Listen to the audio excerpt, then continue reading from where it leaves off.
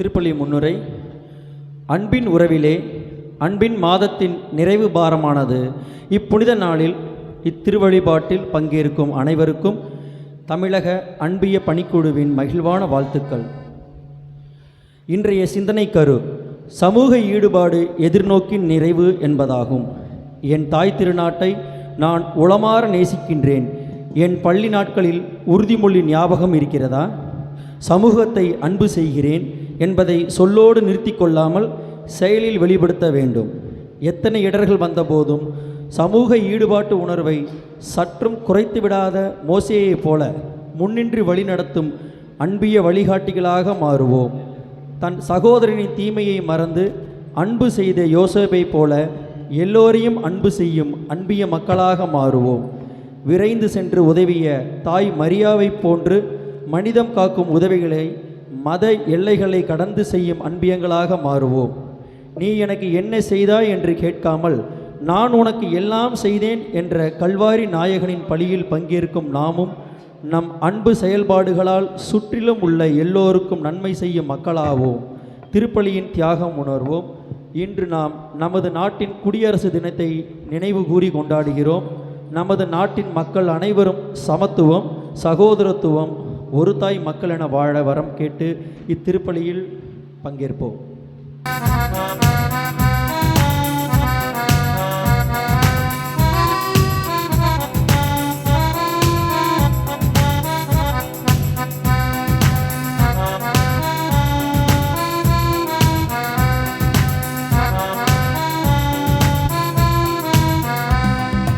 அழகான பாடல் ஒன்று அன்பாக பாடிக்கொண்டு அலை போன்றும் பாதங்களை நான் தொழுதே. நிலையான உங்கள் அன்பில் குலையாது வாழுகின்ற அருள் தானே வேண்டும் என்று நான் இழைந்தேன். இயேசுவே என் இயேசுவே, இயேசுவே என் இயேசுவே.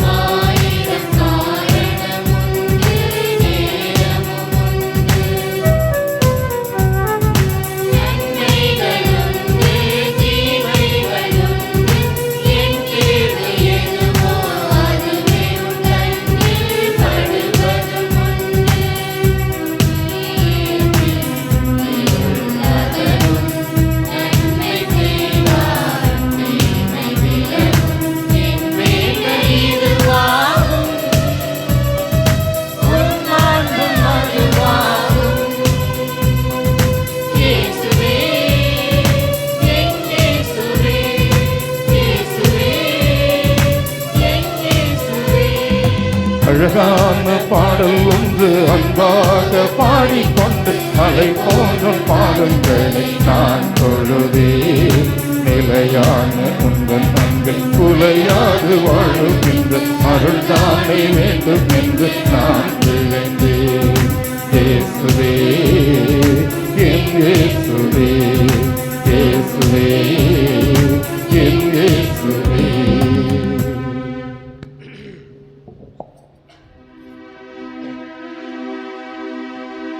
தந்தை மகன் தூயாவியாரின் பெயராலே ஆமென். நம் ஆண்டவராகிய இயேசு கிறிஸ்துவின் அருளும் கடவுளின் அன்பும் தூய ஆவியாரின் தோழமையும் உங்கள் அனைவரோடும் இருப்பதாக.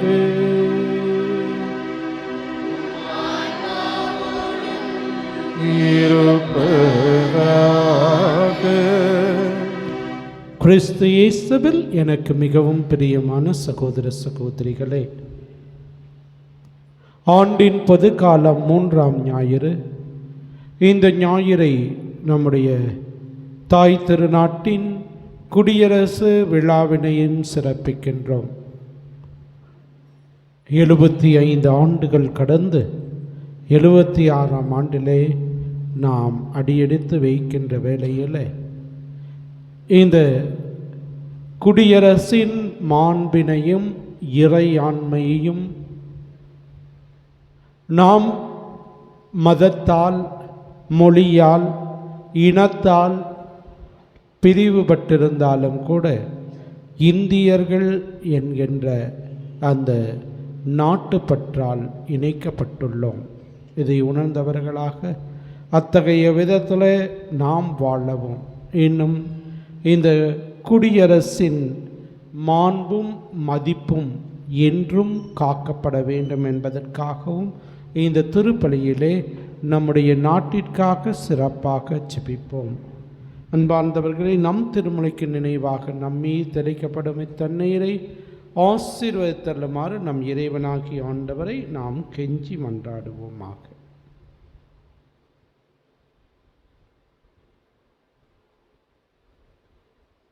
என்றென்றும் உள்ள எல்லாம் வல்ல இறைவா, வாழ்வின் ஊற்றும் தூய்மையின் தொடக்கமுமான தண்ணீரின் வழியாக மக்கள் புனிதமடைந்த நிலை வாழ்வின் கொடையை பெற வேண்டும் என்று திருவுளமானீர்.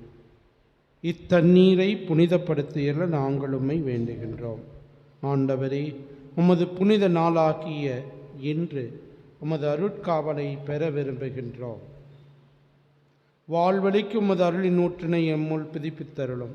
இத்தண்ணீரினால் எங்கள் உள்ளத்தையும் உடலையும் தீமை அனைத்திலிருந்தும் காத்தருள்வீராக. இவ்வாறு நாங்கள் தூய இதயத்துடன் உம்மை அணுகி வரவும் உமது மீட்பை பெற்றுக்கொள்ளவும் தகுதி பெறுவோமாக. எங்கள் ஆண்டவர் கிறிஸ்து வழியாக உம்மை மன்றாடுகின்றோம். எல்லாம் வல்ல இறைவா, தண்ணீர் வளம் பெறுவதில் உட்பெற வேண்டும் என்று இறைவாக்கினர் எலிசா வழியாக கற்பித்தீரே. உமது படைப்பு பொருளாகிய இந்த உப்பை பரிவிரக்கத்துடன் புனிதப்படுத்தியல்ல உம்மை தாழ்மையுடன் வேண்டுகின்றோம். ஆண்டவரே, உப்பு கலந்த தண்ணீர் தெளிக்கப்படும் இடமெல்லாம் தீயோனின் தாக்குதல் அனைத்தும் தோல்வியுறச் செய்வீராக. மேலும் உம்முடைய தூய ஆவியார் உடனிருந்து எங்களை இடையராது காத்தருள்வாராக. எங்கள் ஆண்டவர் கிறிஸ்து வழியாக உம்மை மன்றாடுகின்றோம். ஆமென்.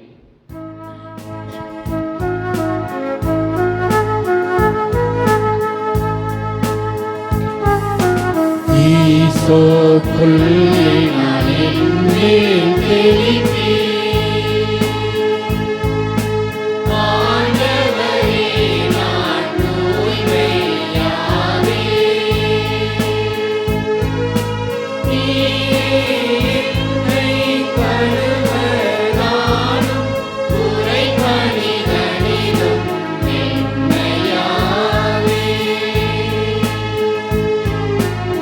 இறைவா உமது இரக்க பெருகிற்கு ஏற்ப என்மேல் இரக்கம் கொள்வீர். பிதாவும் சுதனும் தூய ஆவியும் ஸ்துதியும் புகழும் ஒன்றாய் பெருக ஆதியிலே இருந்தது போல இன்றும் என்றும் நித்தியமாகும்.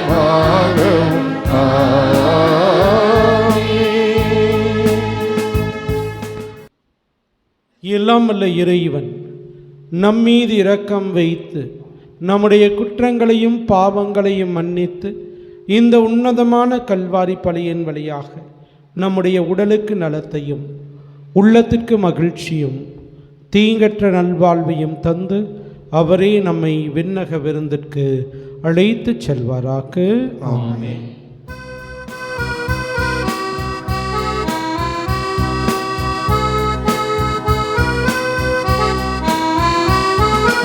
உன்னதங்களிலே கடவுளுக்கு மாட்சி உண்டாகுக.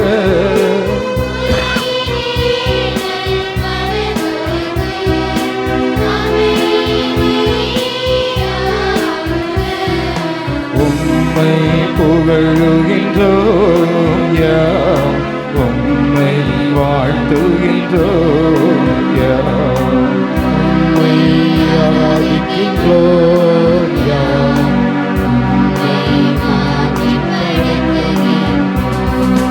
உமது மேலான மாட்சியின் பொருட்டு உமக்கு நன்றி கூறுகின்றோம்.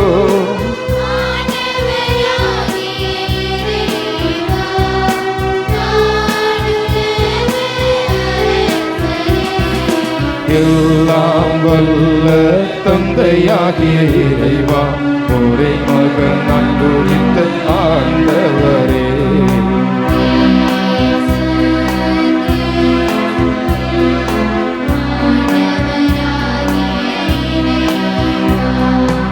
இறைவனின் செம்மறியே, தந்தையின் திருமகனே,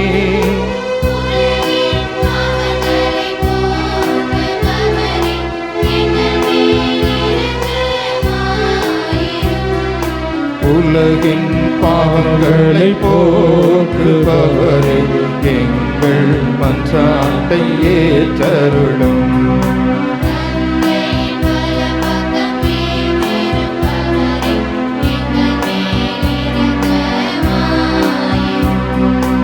ஏனெனில் இயேசு கிறிஸ்துவே, நீர் ஒருவரே தூயவர்,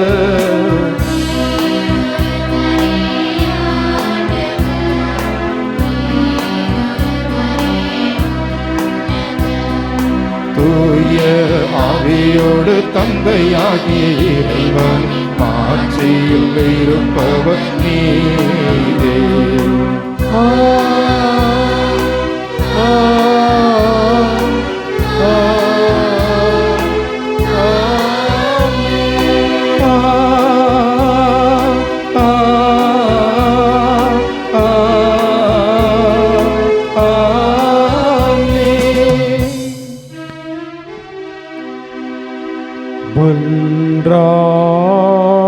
மன்றாடுவோமாக்கு.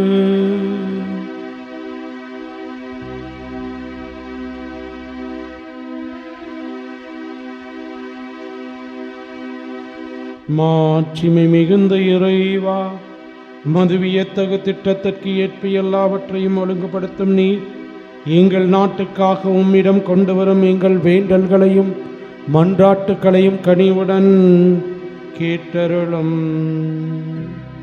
இவ்வாறு எம் நாட்டு தலைவர்கள் ஞானத்தாலும் குடிமக்களின் ஒருமைப்பாட்டாலும் நல்லிணக்கமும் நீதியும் உறுதிப்படுத்தப்பட்டு மனித வாழ்வு அனைத்தின் மேன்மை காக்கப்படுவதாக.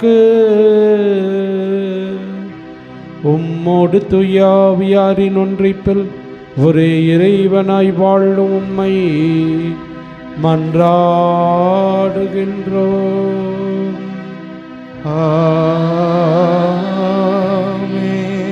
முதல் வாசக முன்னுரை. அன்பு உறவுகளே, இன்று நாம் வாசிக்க கேட்க இருக்கும் நெகேமியா நூலில் இறைவாக்கு பகுதி நமது அன்பிய செயல்பாட்டின் சிறந்த எடுத்துக்காட்டாக அமைகிறது. திருநூல் வல்லுனரான எஸ்ரா தான் கொண்டிருந்த சிறந்த மறைநூல் ஆற்றலை பிறருக்காக பயன்படுத்துகிறார். அன்பின் அன்பிய உறவுகளே, உங்கள் பெருமைகளை உதறி தள்ளிவிட்டு எளியவருக்காய் ஈடுபாட்டுடன் நற்செயல் புரிய முன்வாருங்கள் என அழைக்கும் இறை வார்த்தையை முழு இதயத்தோடு ஏற்போம், அதை வாழ்வாக்குவோம்.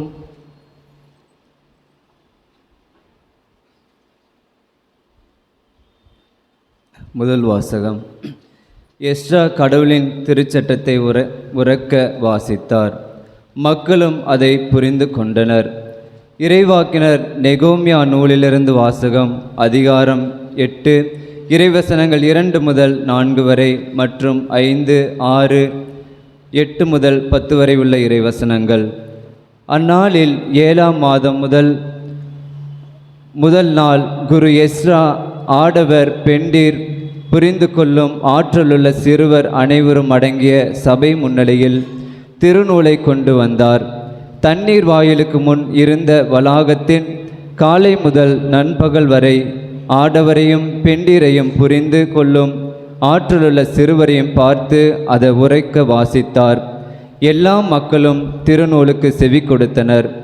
திருநூல் வல்லுரனான எஸ்ராவோ இதற்காக செய்யப்பட்ட மரமேடையின் மேல் நின்று கொண்டிருந்தார். எஸ்ரா மக்களை விட உயரமான இடத்தில் நின்றதால் அவர் திருநூலை திறந்தபோது எல்லா மக்களும் அதை பார்த்தார்கள். திருநூலை திறந்தபோது எல்லா மக்களும் எழுந்து நின்றார்கள். அப்போது எஸ்ரா மாபெரும் கடவுளாகிய ஆண்டவரை வாழ்த்தினார். எல்லா மக்கள் எல்லாரும் கைகளை உயர்த்தி ஆமேன் ஆமேன் என்று பதிலுரைத்தார்கள். பணிந்து முகங்குப்புற விழுந்து ஆண்டவரை தொழுதார்கள். மக்களும் புரியும்படி தெளிவாகவும் பொருளோடும் கடவுளின் திருச்சட்டத்தை உரக்க வாசித்தார். ஆதலால் மக்களும் வாசிக்கப்பட்டதன் பொருளை புரிந்து கொண்டனர். ஆளுநர் நெகோமியாவும் குருவும் திருநூல் வல்லுநருமான எஸ்ராவும் விளக்கம் கூறிய லேவியர்களுக்கும் மக்கள் அனைவரையும் நோக்கி, இன்று கடவுளாகிய ஆண்டவரின் புனித நாள், எனவே நீங்கள் அழுது புலம்ப வேண்டாம் என்றார். ஏனெனில் மக்கள் அனைவரும் திருச்சட்டத்தின் சொற்களை கேட்டதிலிருந்து அழுது கொண்டிருந்தார்கள். அவர் அவர்களை பார்த்து, நீங்கள் போய் கொழுத்தவற்றை உண்டு இனிய திராட்சை ரசத்தை குடியுங்கள், எதுவும் தயார் செய்யாதவருக்கு சிறிது அனுப்பி வையுங்கள், ஏனென்றால் நம் ஆண்டவரின் புனித நாள் இதுவே. எனவே வருந்த வேண்டாம், ஏனெனில் ஆண்டவரின் மகிழ்வே உங்களது வலிமை என்று கூறினார். இது ஆண்டவர் வழங்கும் அருள்வாக்கு.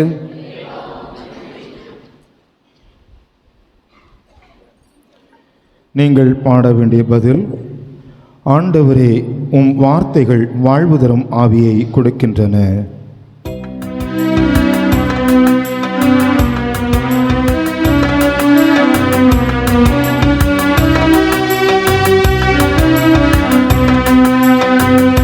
ஆண்டவரே, உம் வார்த்தைகள் வாழ்வு தரும் ஆவி கொடுக்கின்றன. ஆண்டவரே, உம் வார்த்தைகள் வாழ்வு தரும் ஆவி கொடுக்கின்றன. ஆண்டவரே, உம் வார்த்தைகள் வாழ்வு தரும் ஆவி கொடுக்கின்றன. ஆண்டவரின் திருச்சட்டம் நிறைவானது, அது புத்துயிர் அளிக்கின்றது. ஆண்டவரின் ஒழுங்குமுறை நம்பத்தக்கது, எளியவருக்கு அது ஞானம் அளிக்கின்றது. ஆண்டவரே, உம் வார்த்தைகள் வாழ்வு தரும் ஆவி கொடுக்கின்றன. ஆண்டவரே, உம் வார்த்தைகள் வாழ்வு தரும் ஆவி கொடுக்கின்றன. ஆண்டவரின் நியமங்கள் சரியானவை, அவை இதயத்தை மகிழ்விக்கின்றன. ஆண்டவரின் கட்டளைகள் ஒளிமயமானவை, அவை கண்களை ஒளிவிக்கின்றன. ஆண்டவரே, உம் வார்த்தைகள் வாழ்வு தரும் ஆவி கொடுக்கின்றன. ஆண்டவரே, உம் வார்த்தைகள் வாழ்வு தரும் ஆவி கொடுக்கின்றன. ஆண்டவரை பற்றிய அச்சம் தூயது, அது எந்நாளும் நிலைத்திருக்கும். ஆண்டவரின் நீதி நெறிகள் உண்மையானவை, அவை முற்றிலும் நீதியானவை. ஆண்டவரே, உம் வார்த்தைகள் வாழ்வு தரும் ஆவி கொடுக்கின்றன. ஆண்டவரே, உம் வார்த்தைகள் வாழ்வு தரும் ஆவி கொடுக்கின்றன. என் கற்பாரையும் மீட்பெருமான ஆண்டவரே, என் வாயின் சொற்கள் உமக்கு ஏற்றவையாய் இருக்கட்டும். என் உள்ளத்தின் எண்ணங்கள் உமக்கு உகந்தவையாய் இருக்கட்டும். ஆண்டவரே, உம் வார்த்தைகள் வாழ்வு தரும் ஆவி கொடுக்கின்றன. ஆண்டவரே, உம் வார்த்தைகள் வாழ்வு தரும் ஆவி கொடுக்கின்றன. இரண்டாம் வாசக முன்னுரை. அன்பின் உறவுகளே, இன்று நாம் கேட்கவிருக்கும் இரண்டாம் வாசக பகுதி நமது மனசாட்சியை தூர்வாரும் சிறந்த சிந்தனையை தருகிறது. தூய பவுலடியாரின் அறிவுரை பகுதி நமது அன்பியங்களை செயல்பட தூண்ட வேண்டும். ஓர் உறுப்பு துன்புற்றால் அதோடு மற்ற எல்லா உறுப்புகளும் துன்புறும். நாம் நம்மை சார்ந்தவர்கள், நம்மை சாராதவர்கள் என்ற வேறுபாடு உணர்வு இல்லா ஒற்றுமையின் சமத்துவத்தில் பங்கேற்பின் அன்பியங்களாக மாற இறை வார்த்தையை இதயம் ஏற்போம்.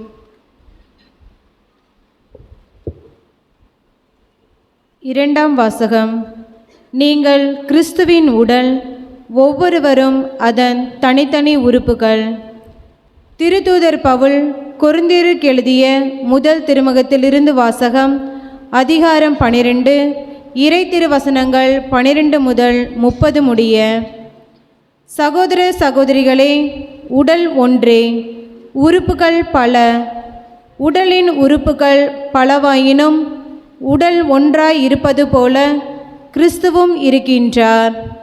ஏனெனில் யூதரானாலும் கிரேக்கரானாலும் அடிமைகளானாலும் உரிமை குடிமக்களானாலும் நாம் எல்லோரும் ஒரே தூய ஆவியால் ஒரே உடலாய் இருக்கும்படி திருமுழுக்கு பெற்றோம். அந்த ஒரே ஆவியையே பானமாகவும் பெற்றோம். உடல் ஒரே உறுப்பால் ஆனது அல்ல, பல உறுப்புகளால் ஆனது. நான் கை அல்ல, ஆகவே இவ்வுடலை சேர்ந்தவன் அல்ல என கால் சொல்லுமானால் அது அவ்வுடலை சேர்ந்ததில்லை என்றாகிவிடுமா? நான் கண் அல்ல, ஆகவே இவ்வுடலை சேர்ந்தவன் அல்ல என காது சொல்லுமானால் அது அவ்வுடலை சேர்ந்ததில்லை என்றாகிவிடுமா? முழு உடலும் கண்ணாயிருந்தால் கேட்பது எப்படி? முழு உடலும் காதாயிருந்தால் முகர்வது எப்படி? உண்மையில் கடவுள் ஒவ்வொரு உறுப்பையும் தாம் விரும்பியவாறே உடலில் அமைத்தார். அவை யாவும் ஒரே உறுப்பாய் இருந்தால் உடல் என ஒன்று இருக்குமா? எனவேதான் பல உறுப்புகளை உடையதாய் இருந்தாலும் உடல் ஒன்றே. கண் கையை பார்த்து நீ எனக்கு தேவையில்லை என்றோ, தலை கால்களை பார்த்து நீங்கள் எனக்கு தேவையில்லை என்றோ சொல்ல முடியாது. மாறாக உடலில் மிக வலுவற்றதாய் தோன்றும் உறுப்புகளே மிகவும் தேவையானவையாய் இருக்கின்றன. உடலின் மதிப்பு குறைவான உறுப்புகள் என நமக்கு தோன்றுபவற்றுக்கே நாம் மிகுந்த மதிப்பு கொடுக்கிறோம். நம் மறைவான உறுப்புகளே மிகுந்த மதிப்பு பெறுகின்றன. மறைந்திராத நம் உறுப்புகளுக்கு அது தேவையில்லை. மாறாக மதிப்பு குறைந்த உறுப்புகளுக்கு மிகுந்த மதிப்பு கொடுத்தே கடவுள் உடலை ஒன்றித்து உருவாக்கினார். உடலில் பிளவு ஏற்படாமல் ஒவ்வொரு உறுப்பும் மற்ற உறுப்புகளின் மீது ஒரேவித கவலை கொள்ள வேண்டும் என்றே இப்படி செய்தார். ஒரு உறுப்பு துன்புற்றால் அதனுடன் மற்ற எல்லா உறுப்புகளும் சேர்ந்து துன்புறும். ஓர் உறுப்பு பெருமை பெற்றால் அதனுடன் மற்ற எல்லா உறுப்புகளும் சேர்ந்து மகிழ்ச்சியுறும். நீங்கள் கிறிஸ்துவின் உடல், ஒவ்வொருவரும் அதன் தனித்தனி உறுப்புகள். அவ்வாறே திருச்சபையிலும் கடவுள் முதலாவது திருத்தூதர்களையும், இரண்டாவது இறைவாக்கினர்களையும், மூன்றாவது போதகர்களையும், பின்னர் வல்ல செயல் செய்வோர்களையும், அதன் பின் பிணித்தீர்க்கும் அருள்கொடை பெற்றவர்கள், துணை நிற்பவர்கள், தலைமையேற்று நடத்துபவர்கள், பல்வகை பரவச பேச்சு பேசுகிறவர்கள் ஆகியோரையும் ஏற்படுத்தினார். எல்லோருமே தூதர்களா? எல்லோருமே இறைவாக்கினர்களா? எல்லோருமே போதகர்களா? எல்லோருமே வல்ல செயல் செய்பவர்களா? இல்லை. எல்லோருமே பிணித்தீர்க்கும் அருள்கொடையை பெற்றவர்களா? எல்லோருமே பரவச பேச்சு பேசுகிறவர்களா? எல்லோருமே விளக்கம் அளிப்பவர்களா? இல்லையே. இது ஆண்டவர் வழங்கும் அருள்வாக்கு.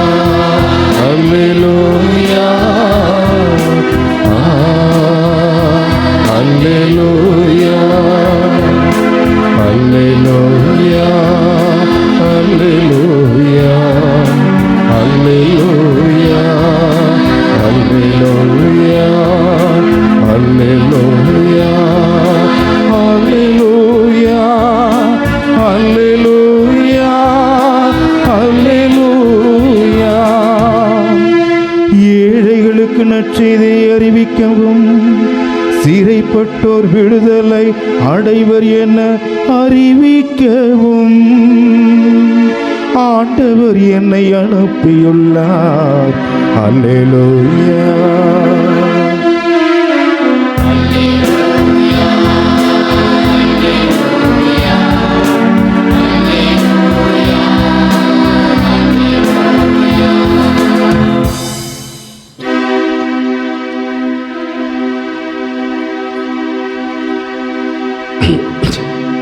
ஆண்டவர் உங்களோடு இருப்பாராக. உம் ஆன்மாவோடும் இருப்பாராக. தூய லூக்கா எழுதிய பரிசுத்த நற்செய்தியிலிருந்து வாசகம். ஆண்டவரே மாட்சி உமக்கே.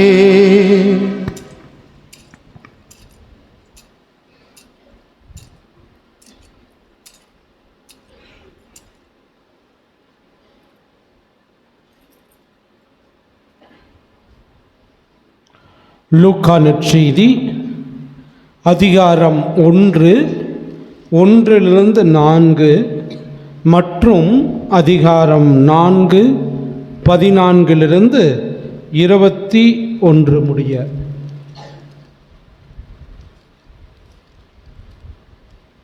மாண்புமிகு தியோப்பில் அவர்களே, நம்மிடையே நிறைவேறிய நிகழ்ச்சிகளை முறைப்படுத்தி ஒரு வரலாறு எழுத பலர் முயன்றுள்ளனர். தொடக்கம் முதல் நேரில் கண்டும் இறை வார்த்தையை அறிவித்தும் வந்த ஊழியர் நம்மிடம் ஒப்படைத்துள்ளவாறே எழுத முயன்றனர்.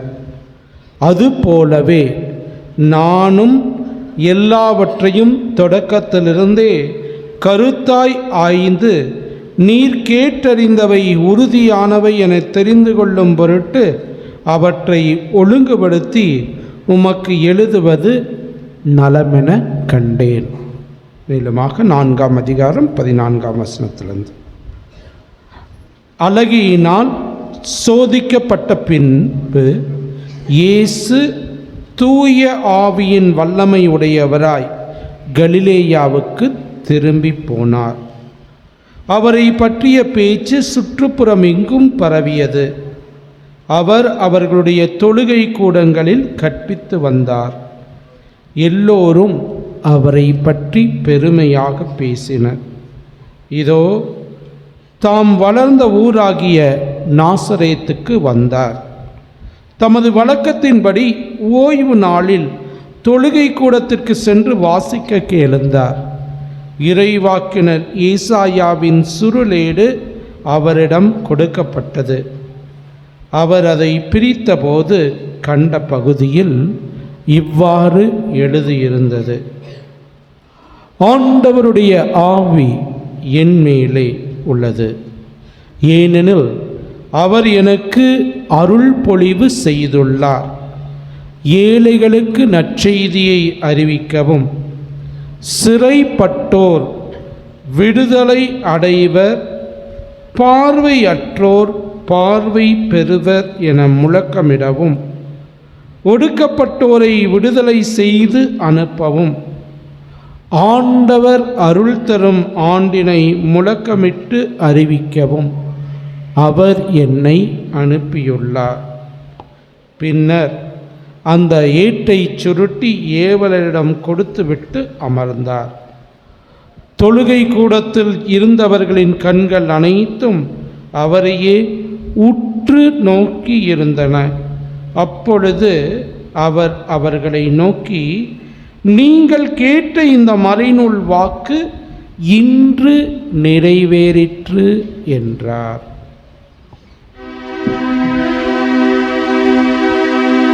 ஆண்டவரின் அருள்வாக்கு. கிறிஸ்துவே உமக்கு புகழ். கிறிஸ்து இயேசுவில் எனக்கு மிகவும் பிரியமானவர்களே, தேர்தல் தேதி அறிவிக்கப்பட்டால் உடனடியாக தேர்தல் அறிக்கை என்கின்ற பெயரிலே மக்களை கவரக்கூடிய இலவசங்களை ஏராளமாக வாக்குறுதிகளாக கொடுப்பது அரசியல் கட்சியின் வழக்கம். அதைத்தான் இப்போது நடைபெற்று கொண்டிருக்கக்கூடிய அந்த டெல்லி தேர்தலிலும் கூட நாம் காண்கின்றோம். இந்த தேர்தல் அறிக்கையிலே எத்தனையோ இலவசங்கள். அதுபோல் ஒவ்வொருவருமே அரசியல்வாதிகள் பல சமயங்களிலே அவர்கள் சொல்வது, நாங்கள் சொல்வதை செய்வோம், அப்புறம் செய்வதை சொல்வோம் அப்படின்ட்டு. இன்றைக்கி இன்னும் ஒரு படி மேலே போய் சொல்லாததையும் கூட செய்வோங்கிறாங்க. ஆனால் எந்த அளவுக்கு செய்கின்றார்கள் என்பதனை நாம் ஒவ்வொருவருமே அனுபவத்தில் பார்த்து கொண்டு தான் இருக்கின்றோம். ஆனால் அந்த அறிக்கைகளை போல அல்லாமல் இயேசு இன்று நாசரேத்தூரிலே ஒரு பணி அறிக்கையை கொடுக்கின்றார். அவருடைய பணி என்ன என்பதனை மிக அழகாக ஏசாயாவினுடைய இறைவாக்கு நூலிலே இருக்கக்கூடிய 61ஆம் அதிகாரம் முதல் 3 வசனங்களை எடுத்துக்கொண்டு அதிலே இருக்கக்கூடிய அந்த செய்திகளை உள்வாங்கி அவர் ஒரு சில வார்த்தைகளை விட்டும் ஒரு சில வார்த்தைகளை மாற்றியும் இந்த தன்னுடைய அந்த நாசரேத்தூர் பணி அறிக்கையிலே மிக அழகாக சொல்கின்றார். ஆண்டவருடைய ஆவி என்மேல் உள்ளது என்று தொடங்குகின்றார். ஏசாயாவின் புத்தகம் 61ஆம் அதிகாரம் 1, 2, 3 ஆகிய வாக்கியங்களிலே நாம் பார்த்தோம் என்றால் அங்கேயும் கூட ஆண்டவராகிய என் தலைவரின் ஆவி என்மேல் உள்ளது என்று அதே பகுதியை இயேசுவும் தொடங்குகின்றார். ஏனென்னா அவர் எனக்கு அருள் பொழிவு செய்துள்ளார் என்று சொல்லி, அந்த அருள் பொழிவு எதற்கு என்கின்ற போது இங்கு ஏழைகளுக்கு நற்செய்தி அறிவிக்கவும், அதே ஏசாயாவின் புத்தகத்தில் பார்த்தோம் என்றால் ஒடுக்கப்பட்டோருக்கு நற்செய்தி அறிவிக்கவும். ஆகவே ஏழைகள், ஒடுக்கப்பட்டோர் இவர்கள் எல்லாருமே அடித்தட்டு மக்களாக சமுதாயத்தில் கீழ்த்தட்டில் இருக்கக்கூடியவர்களாக இருக்கின்றார்கள். இவர்களுக்கே என்னுடைய பணி என்று இயேசு சொல்கின்றார். ஏழைகள் என்று சொல்கின்ற போது பல சமயங்களிலே பொருளாதாரத்திலே தான் நாம் ஏழைகள் என்று நினைத்து பல இதை நாம் அப்படி கணக்கு இட்டு கொண்டிருக்கின்றோம். ஆனால் அருள் வாழ்விலும் ஏழைகளாக, பொருளாதாரத்தில் மிகப்பெரிய பணக்காரர்களாக இருந்து அருள் வாழ்விலே ஏழைகளாக, நிம்மதி இல்லாமல் இருக்கக்கூடியவர்களாக இருக்கக்கூடிய ஏழைகளாக இருக்கக்கூடியவர்கள் நிறைய பேர் இருக்கத்தான் செய்கின்றார்கள். ஆகவே அத்தகைய ஏழைகள், ஒடுக்கப்பட்டோருக்குத்தான் தன்னுடைய நற்செய்தியை இயேசு அறிவித்தார். அதைத்தான் நாமும் பார்த்தோம். நீதிமான்களை அல்ல, பாவிகளையே அழைக்க வந்தேன் என்று சமுதாயத்தில் ஓரம் கட்டப்பட்டவர்கள். யோவான் நற்செய்தி 4ஆம் அதிகாரத்தில் பார்த்தோம் என்றால் அந்த சமாரிய பெண், 8ஆம் அதிகாரம் யோவான் நற்செய்தியிலே பார்த்தோம் என்றால் விபச்சாரத்தில் பிடிபட்ட பெண். இப்படியாக ஏழைகள், அடித்தட்டு மக்கள், இவர்களுக்குத்தான் தன்னுடைய பணி என்பதனை மிக அழகாக செய்து அதை என்பித்து காட்டுகின்றார். ஏழைகளுக்கு நற்செய்தி அறிவிக்கவும், உங்களை இறைவன் அன்பு செய்கின்றார் என்கின்ற அந்த மேன்மையான செய்தியை அறிவிக்கின்றார். பிரியமானவர்களே, அதே செய்தியைத்தான் நாமும் அறிவிக்க அழைக்கப்படுகின்றோம். சிறைப்பட்டோர் விடுதலை, ஒடுக்கப்பட்டோருக்கு விடுதலை.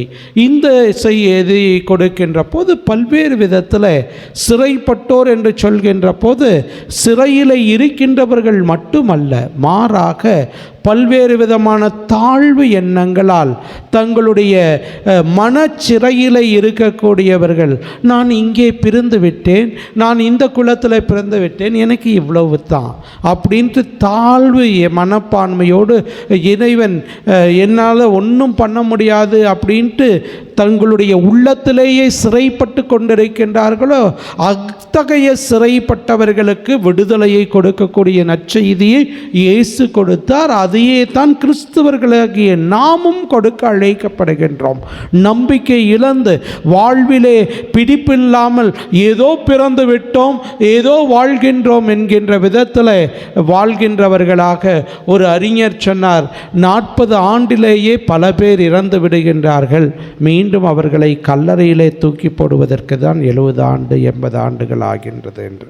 அதுபோல வாழ்விலே அர்த்தமில்லாமல் வாழ்வை தொலைத்து கொண்டு சிறைப்பட்டவர்களாக வாழ்ந்து கொண்டிருக்கின்றவர்களுக்கு இயேசுவின் விடுதலை செய்தியை அறிவிக்க வேண்டியது கிறிஸ்தவர்களாகிய நம் ஒவ்வொருவருடைய கடமையாக இருக்கின்றது.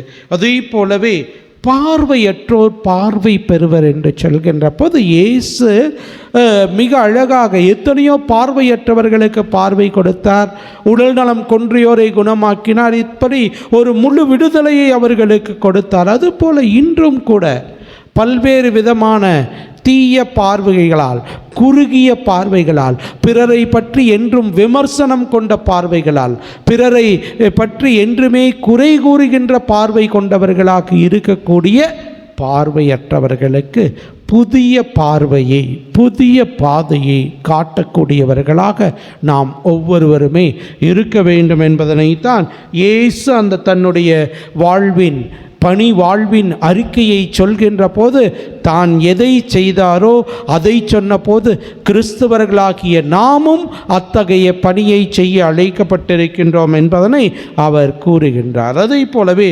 ஆண்டவர் அருள் தரும் ஆண்டினையும் ஏசாயாவின் புத்தகத்திலே பார்த்தோம் என்றால் இன்னொரு வார்த்தையும் இருக்கும். ஆண்டவர் அருள் தரும் ஆண்டினை முழங்கவும், நம் கடவுள் அநீதிக்கு பழிவாங்கும் நாளை அறிவிக்கவும். அந்த வார்த்தையை இயேசு விட்டு ஒரு பாசிட்டிவ் நோட், ஆண்டவர் அருள் தரும் ஆண்டினை அறிவிக்க வந்துள்ளேன் என்று சொல்கின்றார். இந்த யூப்ளி ஆண்டிலே நாமும் அத்தகைய விதத்தில் ஆண்டவரின் அருள் தரும் ஆண்டு, ஒவ்வொரு ஆண்டும் ஒவ்வொரு மாதமும் ஒவ்வொரு நாளுமே ஆண்டவருடைய அருளை தரக்கூடிய நாள் தான், ஆண்டு தான். ஆகவே அதை உணர்ந்து கொள்வோம். நல்ல நாள் கெட்ட நாள் என்று எதுவுமே இல்லை. நம்முடைய இந்திய வழக்கத்தில், குறிப்பாக தமிழகத்தில் பல சமயத்தில் இந்த சுபமுகூர்த்த நாளை பார்த்து பல்வேறு நல்ல காரியங்களை செய்கின்றோம். ஆனால் ஒவ்வொரு நாளுமே ஆண்டவருடைய அருளை தரக்கூடிய நாளாக இருக்கின்றது. ஆகவே இந்த யூபிலி ஆண்டிலே நாமும் பிறருக்கு புதிய பார்வையை கொடுக்கின்றவர்களாக, பல்வேறு விதமான உள்ள சிறையிலே அடைபட்டு இருக்கின்றவர்களுக்கு விடுதலையை கொடுக்கக்கூடியவர்களாக நம்முடைய வாழ்வு இருக்க வேண்டும் என்பதனை இன்றைய நற்செய்தி மிக அழகாக அறிவிக்கின்றது. இரண்டாவது செய்தியாக இன்றைய இரண்டாம் வாசகத்திற்கு வந்தோம் என்றால் மிக அழகாக சொல்லப்பட்டது, உடல் ஒன்று உறுப்புக்கள் பல என்று. ஆகவே நாம் அனைவரும் உடலின் பல்வேறு உறுப்புகளாக, ஏனென்றால் நாம் அனைவரும் கிறிஸ்துவே நமக்கு தலைவராக இருக்கின்றார். நாம் அனைவரும் அவருடைய உடல் என்று மிக அழகாக தூய பவுல் சொல்வார். ஆகவே அந்த விதத்தில் இன்றைய அந்த கொரிந்தியருக்கு எழுதிய திருமுகத்தினுடைய வார்த்தைகள் நம் ஒவ்வொருவருக்குமே பொருத்தமாக இருக்கின்றன. நாம் அனைவரும் ஒரே உடலாக, ஒருவர் ஒருவரை புரிந்து ஒருவர் ஒருவரை ஏற்றுக்கொண்டு ஒருவர் ஒருவருடைய குற்றம் குறைகளை மன்னிக்கின்றவர்களாக, இன்னும் சிறப்பான விதத்தில் அன்பியங்களாக இணைந்து நம்முடைய திறமைகளை திரு அவையின் வளர்ச்சிக்காக பயன்படுத்துகின்றவர்களாக இருக்க அழைக்கப்படுகின்றோம். பிரியமானவர்களை, இதை பற்றி சிந்திக்கின்ற போது ஒரு முறை ஒரு குத்துச்சண்டை வீரன் முதல் சுற்றிலே அவன் முடித்துவிட்டு மீண்டுமாக வருகின்றான். வந்து கொஞ்ச நேரம் ரெஸ்ட் இருக்கும், ரெண்டாவது சுற்றுக்கு முன்னாடி பார்த்துருப்பீங்க. அப்போ அந்த கோச் அந்த க்ளவுஸ் எல்லாம் கழட்டி கையெல்லாம் நீவி விடுகின்றார். அப்போது ஒவ்வொரு விரலும் ஒன்றோடு ஒன்று பேசி கொண்டதான். முதல் அந்த பெரிய விரல் சொன்னதான், நான் தான் பெரியவன், என்னால் தான் வெற்றியே கிடைத்தது, பாருங்கள் நான் தான் பெரியவன் அப்படின்ட்டு அந்த நடுவிரல் சொன்னதான். உடனே ஆட்காட்டி விரல், நான் என்ன சும்மாவா, நானும் தான் பெரியவன், வேறு யாராவது கூப்பிடணுன்னா அடையாளப்படுத்தணுன்னா இதோ அங்கே பாரு, இங்கே வா அப்படின்ட்டு என்னுடைய விரலை வைத்து தான் இது பண்ணுறாங்க. அதனால் நான் தான் பெரியவன் என்று சொன்னதான். பெருவிரல் யோசித்தது, அது சொன்னதான், இன்றைக்கெல்லாம் டிஜிட்டலைசேஷன், என்னோட விரல் இல்லாமல் ஒன்றும் உங்களை அடையாளப்படுத்த முடியாது, ஆகவே நான் தான் பெரியவன் என்று அது சொன்னதாம். இந்த மூன்றும் சொன்னதை கேட்ட மோதிர விரல் சும்மா இருக்குமா? அது சொல்லிச்சான், எல்லா இதுவுமே எங்கிட்ட தான், எல்லா தங்கம் விலை உயர்ந்தது எல்லாமே என்னிடத்தில் தான் என்று அந்த மோதிர விரல் சொல்லும்போது இந்த குட்டி விரலுக்கு என்ன சொல்கிறதுன்னு தெரியலையாம்மா. யோசிச்சோன்னாங்க, கடவுளுக்கு முன்னாடி நான் தான் முன்னாடி நிற்கிறேன், நான் தான் பெரியவன் அப்படின்னு சொல்லிச்சான். இப்படி ஒவ்வொரு விரலும் நான் பெரியவன் என்று சண்டை போட்ட போது அப்போ அந்த இரண்டாம் சுற்றுக்கான மணி ஒலித்த உடனே குத்து சண்டை வீரன் சொன்னான், நீ எல்லாம் இணைஞ்சு இந்த க்ளவுஸ்குள்ளே வந்தால் தான் நான் வெற்றி பெற முடியும், யார் பெரியவன் பேசிகிட்டு இருந்தீங்கன்னா நான் வெற்றி பெற முடியாது என்று சொன்னதாம். பிரியமானவர்களே, அதுதான் உண்மை. நமக்கு எல்லாமே இறைவன் பல்வேறு திறமைகளையும் பல்வேறு தாளந்துகளையும் கொடுத்திருக்கின்றார். அவை எல்லாமே திரு அவையின் வளர்ச்சிக்காக, சமூகத்தின் வளர்ச்சிக்காக, நாட்டினுடைய வளர்ச்சிக்காக, குடும்பத்தினுடைய வளர்ச்சிக்காக பயன்படுத்த நாம் ஒவ்வொருவருமே அழைக்கப்படுகின்றோம். அந்த விரல்களைப் போல குடும்பத் தலைவன் நான் தான் சம்பாதிக்கின்றேன் என்றோ, அல்லது குடும்பத் தலைவி நான் சம்பாதித்து விட்டு வீட்டிலேயும் வேலை செய்து கொண்டிருக்கின்றேன் என்று சொன்னாலோ அங்கே அது குடும்பமாக இருக்காது. ஆகவே பிரியமானவர்களே, எல்லோருமே இணைந்து செயல்படுகின்ற போது, ஒருவரோடு ஒருவர் இணைந்து நம்முடைய திறமைகளை எல்லாம் பயன்படுத்தி அதை செய்கின்ற போது இன்னும் சிறப்பான விதத்தில் நாம் இறைவனுடைய திட்டத்தை நிறைவேற்றுகின்ற பங்காளர்களாக இருக்க முடியும். நாட்டுடைய வளர்ச்சிக்காகவும் குடும்பத்தினுடைய வளர்ச்சிக்காகவும் நம்மால் முடிந்த நற்செயல்களை செய்கின்றவர்களாக இருக்க முடியும் என்பதனை 2ஆம் வாசகத்தில் மிக அழகாக நீண்ட வாசகம். இன்றைக்கி பார்த்திங்கன்னா 12ஆம் வசனத்திலேருந்து 30ஆம் வசனம் வரைக்கும் எல்லாமே கருத்து ஒன்று தான்.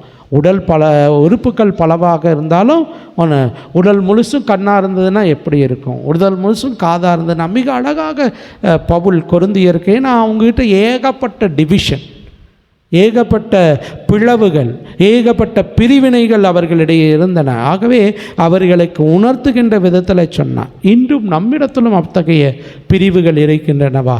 யோசித்து பார்ப்போம். திரு அவையாக நாம் எதிர்நோக்கின் திருப்பயணிகளாக, நம்பிக்கையை ஒளியை ஏந்துகின்றவர்களாக வாழ்விலே சுடர்விட்டு வாழவும் ஒருவரோடு ஒருவர் இணைந்து செயல்படவும் இன்றைய 2ஆம் வாசகம் அழகாக அழைப்பு விடுகின்றது. முதல் வாசகத்திற்கு அதே போலவே நற்செய்தி வாசகத்தினுடைய முதல் பகுதியை பார்த்தோம் என்றால் இறை வார்த்தையினுடைய வல்லமையை பற்றி அழகாக கூறுகின்றது. எஸ்ரா மிக அழகாக அந்த திருச்சுட்ட வல்லுனர் அதை வாசிக்க மக்கள் எல்லோரும் அதை கேட்டு ஆண்டவர் சொல்வதை கேட்டு அழுகின்றார்கள். ஏனென்றால் இறைவனுடைய வார்த்தை அவர்களுடைய வாழ்வை தாக்கியது.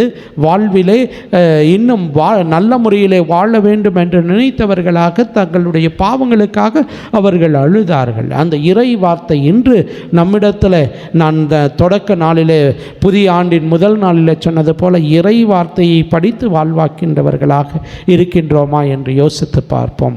ஒரு முறை இப்படித்தான் ஒரு ஃபாதர் வீட்டுக்கு ஒரு வீடு சந்திக்க போகின்ற போது சொன்ன, எப்படி இருக்கீங்க, டெய்லி ஜெபம்லாம்? டெய்லி ஜெபம் பண்ணுவோம் ஃபாதர், டெய்லி பைபிள் படிப்போம் ஃபாதர் அப்படி.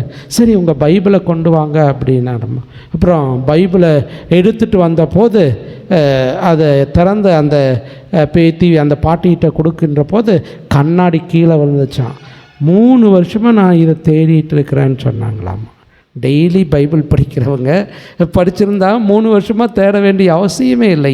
ஆகவே இத்தகைய விதத்தில் நாம் நம்மையே ஏமாற்றி கொண்டிருக்கின்றோமா? இறை வார்த்தையை படிக்கின்றோம் என்று சொல்லி ஏமாற்றி கொண்டிருக்கின்றோமா? யோசித்து பார்க்க அழைக்கப்படுகின்றோம். இந்த 3 கருத்துக்களையும் உள்வாக்கிக் கொள்வோம். முதலாவதாக, இயேசு தன்னுடைய பணி வாழ்வு எதற்காக என்று சொல்லி அதையே கிறிஸ்தவர்களாகிய நாமும் செய்ய வேண்டும். பார்வையற்றவர்களுக்கு பார்வை கொடுக்கின்றவர்களாக, பல்வேறு விதமான தங்களுடைய தாழ்வு மனப்பான்மையால் சிறையுற்றிருக்கின்றவர்களுக்கு விடுதலை கொடுக்கின்றவர்களாக நம்முடைய கிறிஸ்துவ வாழ்வு இருக்கின்றதா?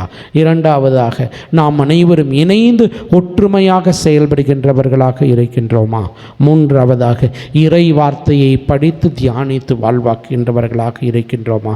அப்படி வாழ்கின்ற போது நம்முடைய திரு அவையும் சரி, நம்முடைய நாடும் வளர்ச்சியை நோக்கி செல்லும். அத்தகைய விதத்தில் வாழ அருள் வேண்டுவோம்.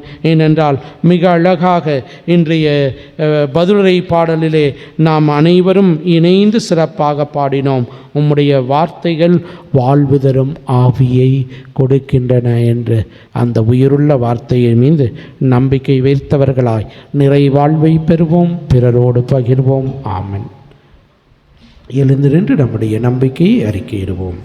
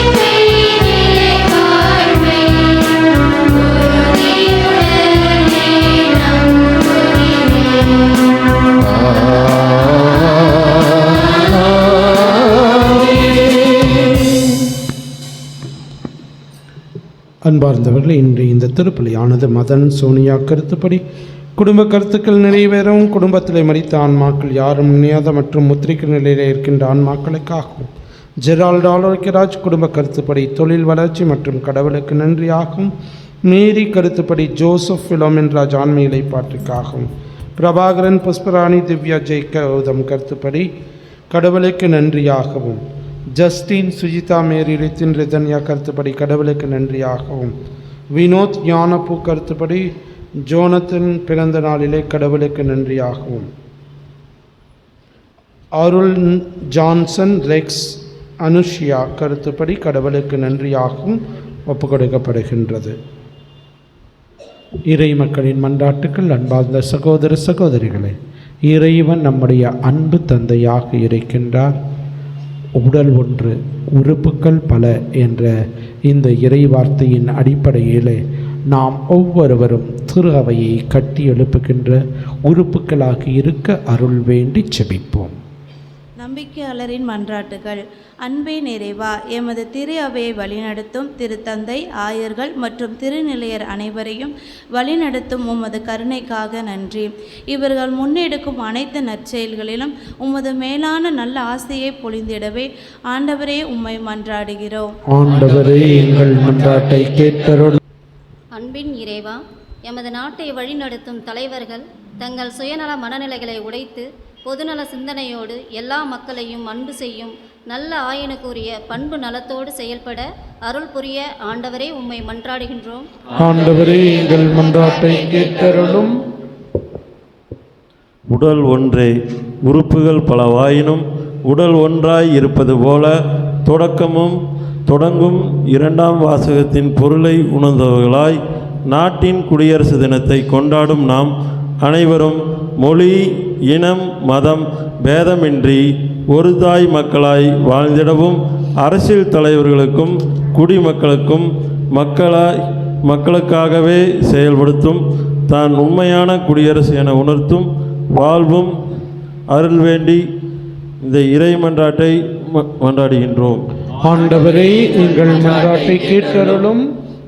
அன்பின் இறைவா, அன்பிய மாதத்தை நிறைவாக கொண்டாடிய நாங்கள் அன்பியங்களின் முழுமையான அர்ப்பணத்தோடு பங்கேற்கவும், எங்களின் சுயநல மனநிலையை அகற்றி எல்லா மக்களோடும் எளிமை உணர்வோடும் பங்கேற்க வரமருள ஆண்டவரே உம்மை மன்றாடுகின்றோம். ஆண்டவரே, எங்கள் மன்றாட்டை கேட்டருளும். அன்பின் இறைவா, சமூக ஈடுபாட்டு உணர்வோடு உனது அன்பு பணியை உலகம் முழுவதும் செய்து வரும் ஆர்வமிக்க அனைத்து மக்கள் மீதும் உமது ஆசை நிலைத்திருந்து எளியவர்களாய் உழைக்கும் நல்மனதை வளரும் இளம் தலைமுறைக்கு அளித்து வழிநடத்திட ஆண்டவரே உம்மை மன்றாடுகிறோம். ஆண்டவரே, எங்கள் மன்றாட்டை கேட்டருளும்.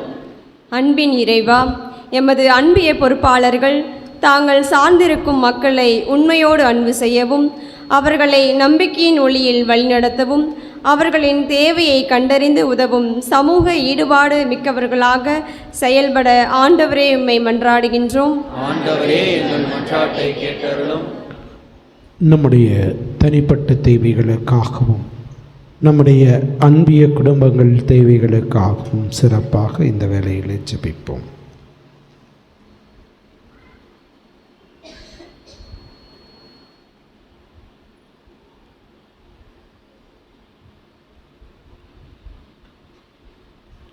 மன்றாடுவோமாக.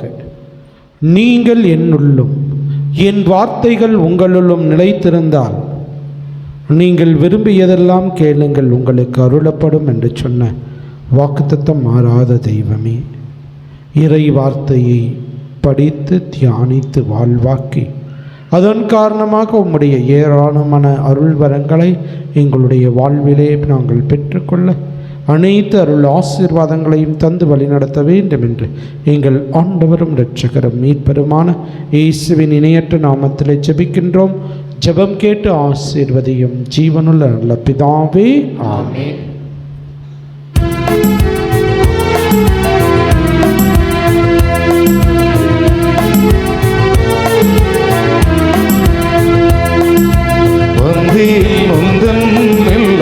இறைவா, இன்று தந்தீர் நெந்தன் உள்ள தலைவா,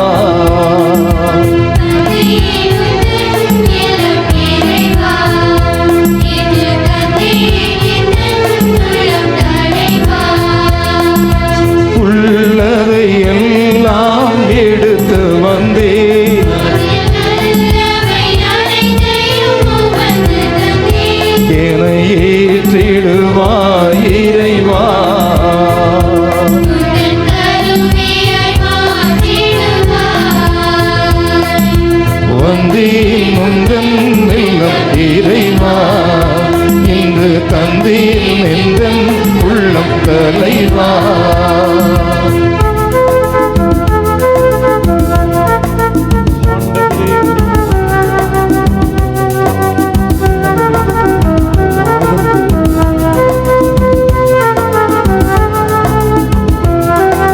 கோதுமை மணி என மடிந்து பலம் தரவே, எரியும் மெழுகென உருகி ஒளி தரவே.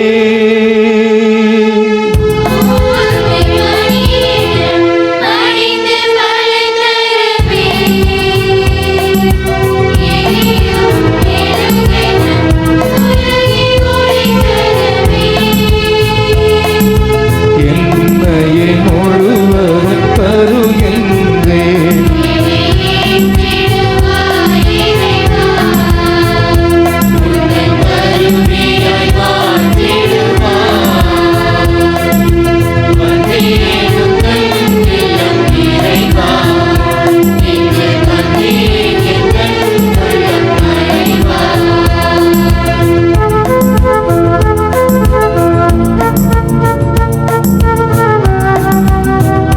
ஆண்டவரை தங்கள் அர்ப்பணத்தின் அடையாளமாகவும் மக்கள் நாங்கள் தருமை காணிக்கைகளை நீர் ஏற்றருளும். எங்களது இறைப்பற்றுள்ள காணிக்கையும் திருமகனின் நிலையான பலியோடு ஏற்றுக்கொள்ளப்பட அருள் வீராக்கு. என்றென்று வாழ்ந்தாட்சி செய்கின்றவர் வழியாக்க உம்மை மன்றாடுகின்றோம்.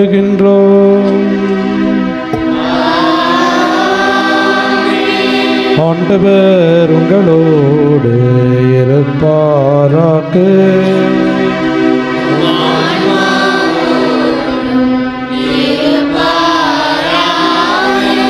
இது எங்களை மேலே எழுப்புங்கள். ஆண்டவரிடம் நம் இறைவனாகிய ஆண்டவருக்கு நன்றி கூறுவோம்.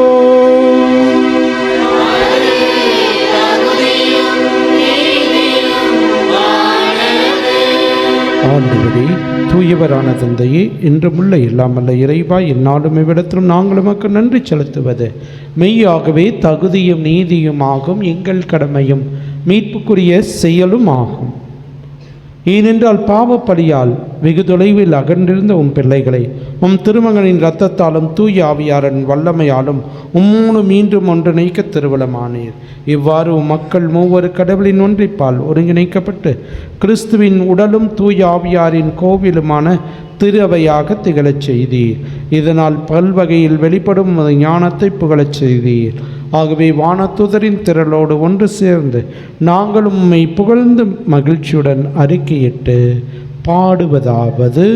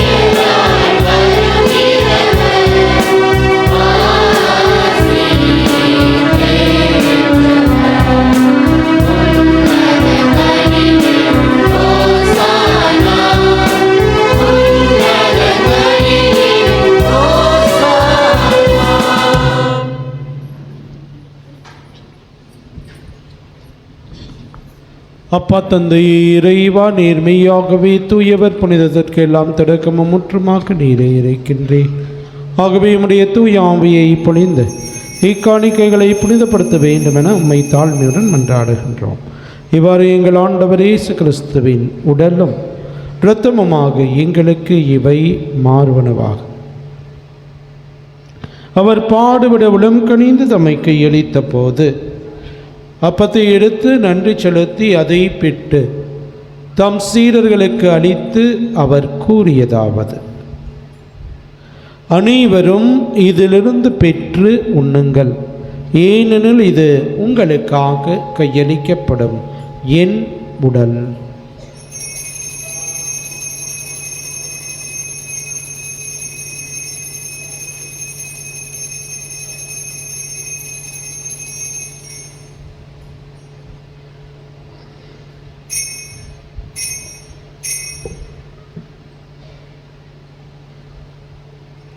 அவனமே இரவு விருந்தை அருந்திய பின் கிண்ணத்தை எடுத்து மீண்டும் அவனுக்கு நன்றி கூறி தம் சீடருக்கு அளித்து அவர் கூறியதாகும், அனைவரும் இதிலிருந்து பெற்று பருகுங்கள், ஏனெனில் இது புதிய நிலையான உடன்படிக்கைக்குரிய என் இரத்தத்தின் கிண்ணம். இது பாவ மன்னிப்புக்கென்று உங்களுக்காகவும் பலருக்காகவும் சிந்தப்படும். இதை என் நினைவாக செய்யுங்கள்.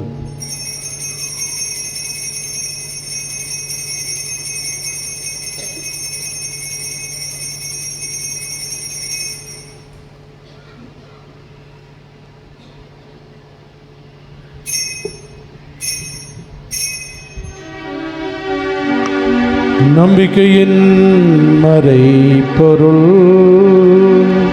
ஆண்டவரே, நீர் வரும் அளவும் உமது இறப்பினை அறிக்கையிடுகின்றோ, உமது உயிர்ப்பினையும் எடுத்துரைக்கின்றோ. ஆகவே ஆண்டவரே, நாங்கள் கிறிஸ்துவின் இறப்பினையும் உயிர்ப்பினையும் நினைவு கூர்ந்து வாழ்வு தரும் அப்பத்தையும் மீட்பளிக்கும் கிண்ணத்தையும் உமக்கு ஒப்புக் கொடுக்கின்றோம். உம் திருமணின்று உமக்கு ஊழியம் புரிய திறந்தவர்களை நீங்களை ஏற்றுக்கொண்டே, எனவே உமக்கு நன்றி செலுத்துகின்றோம். மேலும் கிறிஸ்துவின் உடலிலும் இரத்தத்திலும் பங்கு கொள்ளும் எங்களை தூய ஆவியார் ஒன்று சேர்க்க வேண்டும் என உம்மை தாழ்மையுடன் மன்றாடுகின்றோம். ஆண்டவரே, உலகெங்கும் பரவி இருக்கும் உமது திரு அவையை நீர் நினைவு கூர்ந்தருளும். சிறப்பாக எங்கள் திருத்தந்தை பிரான்சிஸ், எங்கள் ஆயர் தாமஸ் அக்வாயினஸ், ஏனைய திருநிலையினர் ஆகிய அனைவரோடும் உமது திரு அவை அன்பின் நிறைவை பெறச் செய்தருளும். தாயும் தந்தையுமான இறைவா, இந்த பலிப்பீடத்தை சுதந்திரிக்கின்ற இந்த பிள்ளைகளையும் இந்த திருப்பலியை ஒப்புக்கொடுக்கின்ற பிள்ளைகளையும் இன்னும் இன்றைய நாளிலே தங்களுடைய பிறந்த நாள், பெயர் கொண்ட திருநாள், திருமண நாள் போன்ற வாழ்வின் முக்கிய நாட்களை கொண்டாடுகின்ற பிள்ளைகள் ஒவ்வொருவரையும் நீரே நிறைவாக ஆசீர்வதித்தருளும். மேலும் உயிர்த்தெழும் எதிர்நோக்குடன் துயில்களும் எம் சகோதர சகோதரிகளையும் இறந்தோர் அனைவரையும் நினைவு கூர்ந்து ஒளிமிக்கவும் திருமணம் ஏற்றுக்கொள்ளும் எங்கள் அனைவர் மீதும் இரக்கமாயும் இறைவரின் கன்னி தாயான தூய மாற்றுமிக்க புனித மரியா, தூய வளனார் புனித அப்போஸ்தலர் இவளைகளும் கொண்டவரை இந்த புனிதர் அனைவருடன் நாங்கள் நிலை வாழ்வில் பங்கு கொள்ளும் தகுதி பெற்று திருமணி இயேசு கிறிஸ்து வழியாக உம்மை புகழ்ந்தேத்தும் வரமருள உம்மை மன்றாடுகின்றோம்.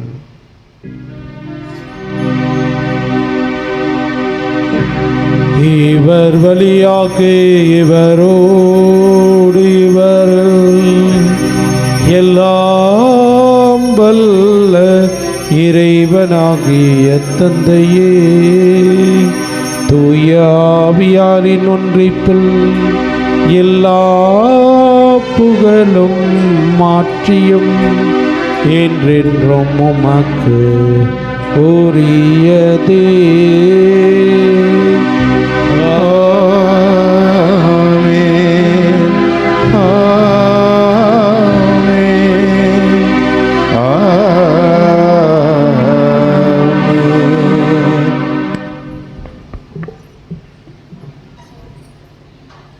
இறையுடைய அரசு உலகளை மலர இறை தந்தையை நோக்கி நாம் ஜெபிப்போம். விண்ணுலகில் இருக்கிற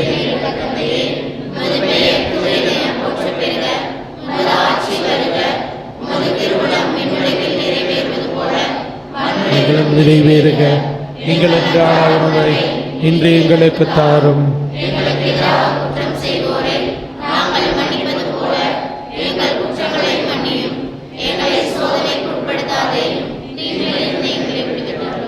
ஆண்டவரே, தீமை ஆபத்து துன்பமாக்கி அனைத்திலுமிருந்து எங்களை விடுவித்து எங்கள் வாழ்நாளில் அமைதி கனிவுடன் அருள உம்மை மன்றாடுகின்றோம். உமது இரக்கத்தின் உதவியால் நாங்கள் பாவத்திலிருந்து எப்போதும் விடுதலை பெற்று யாதொரு கலக்கமுமின்றி நலமாயிருப்போமாக. நாங்கள் எதிர்நோக்கி இருக்கும் பேரின்பத்திற்காக மீட்பராகிய இயேசு கிறிஸ்துவின் இரண்டாம் வருகைக்காகவும் காத்திருக்கின்றோம். ஆண்டவரே இயேசு கிறிஸ்துவை, அமைதியை உங்களுக்கு விட்டுச் செல்கின்றேன், என் அமைதியை உங்களுக்கு தருகின்றேன் என்றும் திருத்துவதற்கு மொழிந்தீர். எங்கள் பாவங்களையும் பலவீனங்களையும் பாராமல் மது துறவையின் உயிர் நம்பிக்கையை நோக்கி எங்களுக்கு அமைதியும் ஒற்றுமையும் அன்பையும் மகிழ்ச்சியும் தந்தள்ள திருடம் கொள்வீராக. என்றென்றும் வாழ்ந்து ஆட்சி செய்கின்றவர் நீரே. ஆண்டவருடைய அமைதி உங்கள் அனைவரோடும் என்றும் இருப்பதாக. ஒருவருக்கொருவர் அமைதியை நாம் பகிர்ந்து மகிழ்வோம்.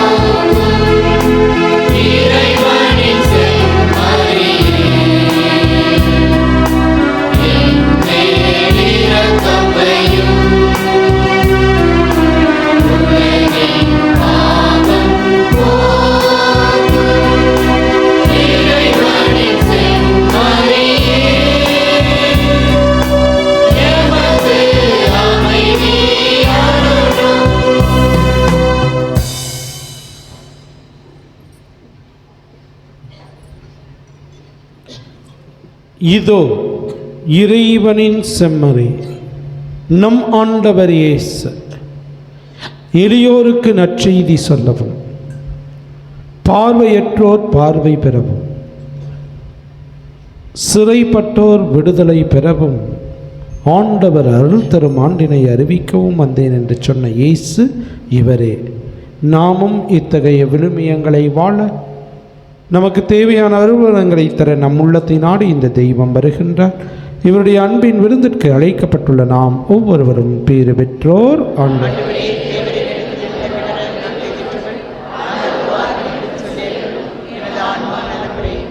கிறிஸ்துவின் துரத்தமும் நம் ஒருவரையும் காத்து நித்திய வாழ்வு தருவதாக. ஆமென்.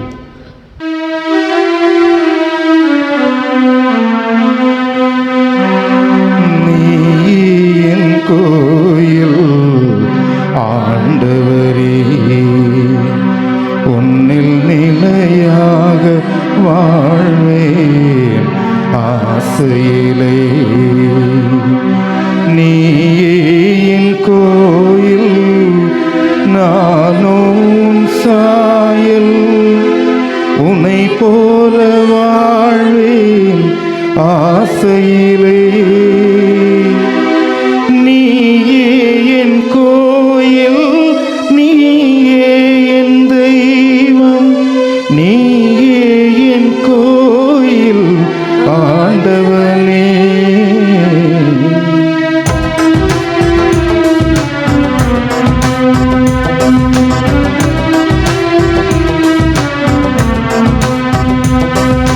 நீயே என் கோயில் ஆண்டவனே, உன்னில் நிலையாக வாழ்வேன் ஆசையிலே. நீயே கோயில், நானும் சாயல், உன்னை போல வாழ்வேன் ஆசையிலே.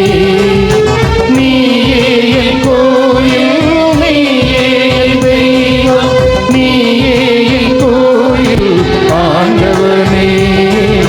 நீயே என் கோயில்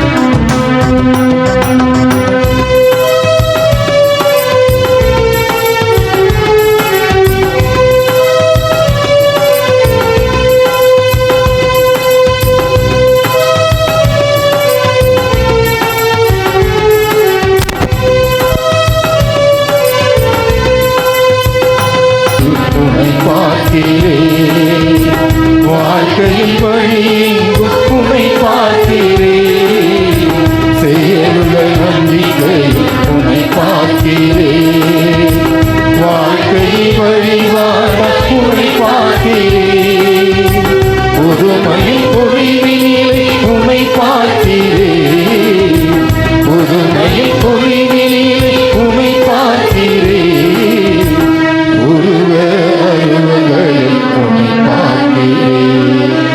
நீயே என் கோயில், நீயே என் தெய்வம், நீயே என் கோயில் ஆண்டவனே, நீயே என் கோயில் ஆண்டவனே, உன்னை நிலையாக வாழ்வேன் ஆசையிலே. கோயில் நானோ சாயல் உன்னை போல வாழ்வேன் ஆசையிலே.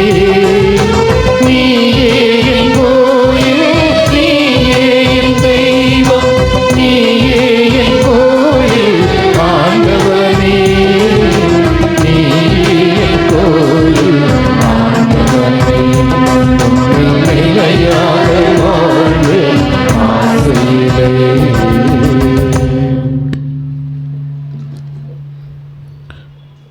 கிறிஸ்து இயேசுவில் எனக்கு மிகவும் பிரியமானவர்களே, இன்று ஆண்டின் பொதுக்காலம் 3ஆம் ஞாயிறு. அதே சமயத்தில் இந்த நாளை நாம் நம்முடைய இந்திய நாட்டின் குடியரசு நாளாக சிறப்பிக்கின்றோம்.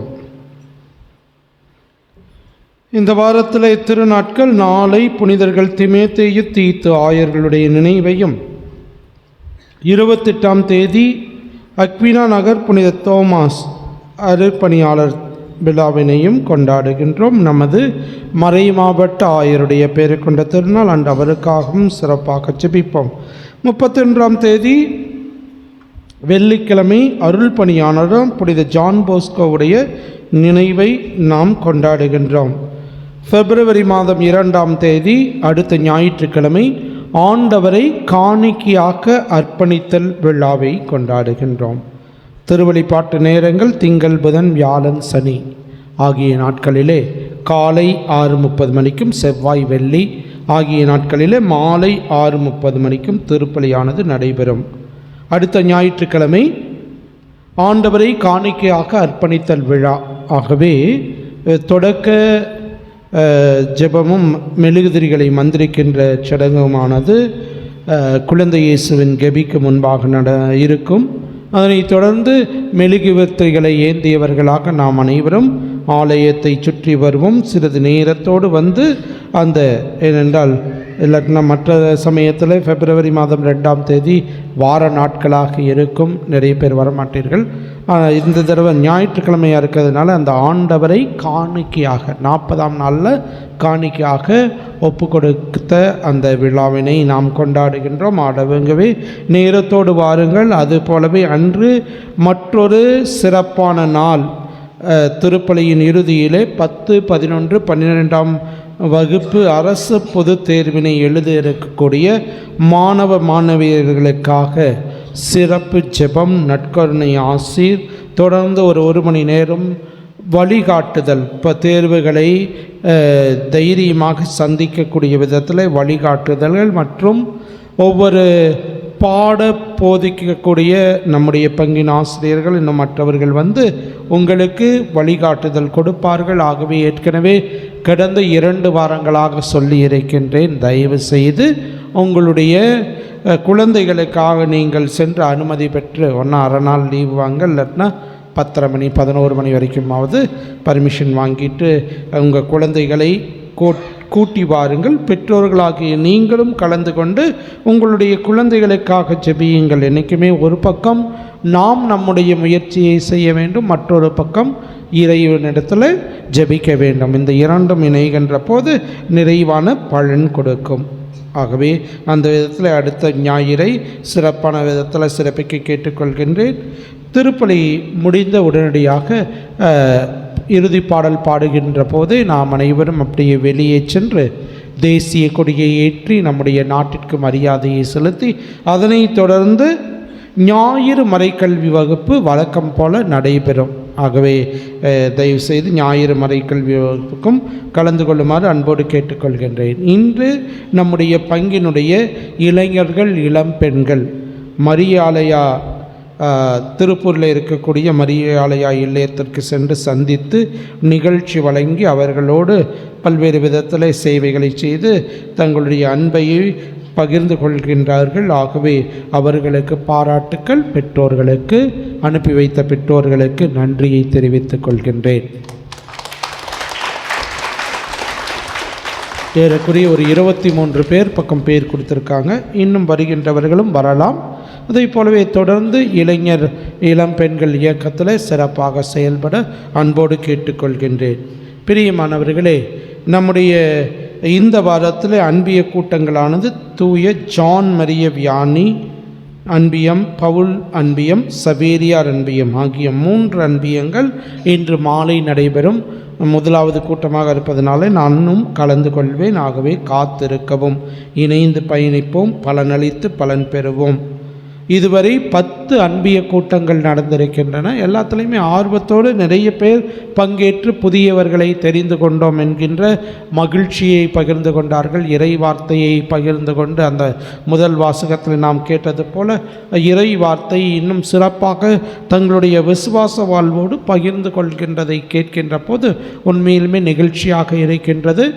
ஆகவே இந்த அன்பிய கூட்டங்களில் மற்றவர்களும் தவறாது தொடர்ந்து பங்கேற்குமாறு உங்களை அன்போடு கேட்டுக்கொள்கின்றேன். அதே போலவே கடந்த வாரத்தில் நடந்த வனத்து சின்னப்பர் அன்பியத்தில் ஃபஸ்ட்டு அவங்க தான் இந்த 10 அன்பியங்களில் முதலாவதாக குழந்தைகள் பொறுப்பாளர், தம்பதியினர் பொறுப்பாளர், இளைஞர்கள் பொறுப்பாளர், இறைவேண்டல் பொறுப்பாளர் என்று தேர்ந்தெடுத்திருக்கின்றார்கள்.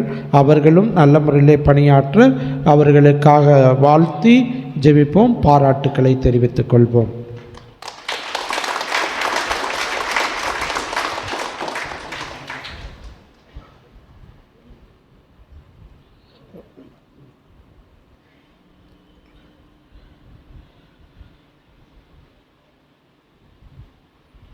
ஆகவே இன்னும் நல்ல முறையில் ஒரு சில அன்பியங்கள் நான் பார்க்குற மூஞ்சியை தான் பார்க்குறோம், கோயிலுக்கு வரவங்க தான் வராங்க அப்படின்ட்டும் சொன்னார்கள். நல்ல ஒரு கருத்தையும் சொன்னார்கள். ஆகவே நான் ஏற்கனவே போன வாரம் மறையுரையில் சொன்னது போல் வராதவர்களை சந்திப்போம், இன்னும் மற்றவர்களையும் நம்முடைய திறவைக்கு கொண்டு வருவோம். அதுதான் இந்த யூபிலி ஆண்டிலே நாம் செய்ய வேண்டிய சிறப்பான பணியாகவும் இருக்கின்றது.